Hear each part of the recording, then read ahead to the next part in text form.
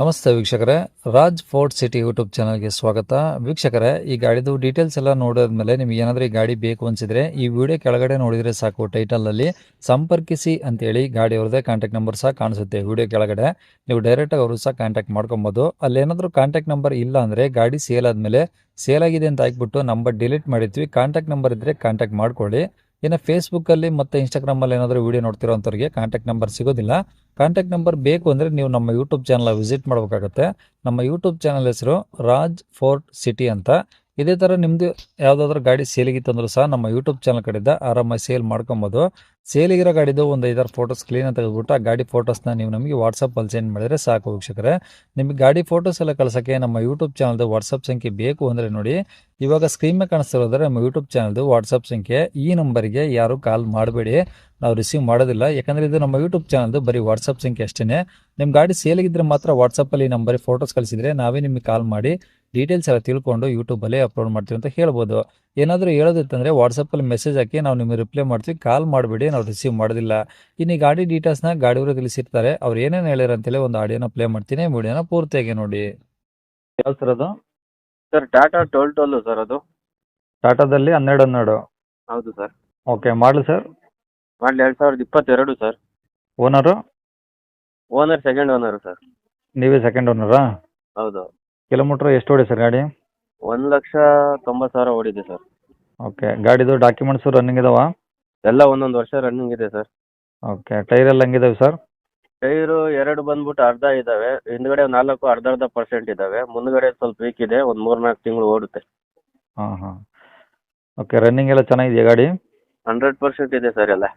Okay, ಇದು ಮಾಡಲು ಅದು ಎಷ್ಟು BS6 ಬರುತ್ತಾ BS4 ಬರುತ್ತೆ ಸರ್ ಇದು? BS6 ಬರುತ್ತೆ ಸರ್. ಓಕೆ, BS6 ಅಂದರೆ ಡಬ್ ಕಿಪ್ ಎಲ್ಲ ಬರುತ್ತಲ್ಲ? ಹೌದು, ಡೆಫ್ ಎಲ್ಲ ಬರುತ್ತೆ, ಸೆನ್ಸರ್ ಗಾಡಿ.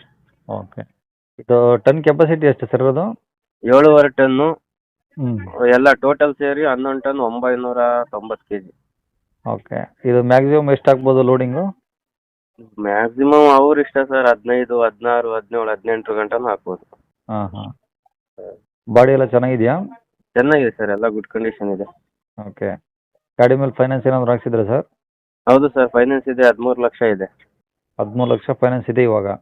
ಹೌದು. ಓಕೆ, ನಾವು ಏನಾದರೂ?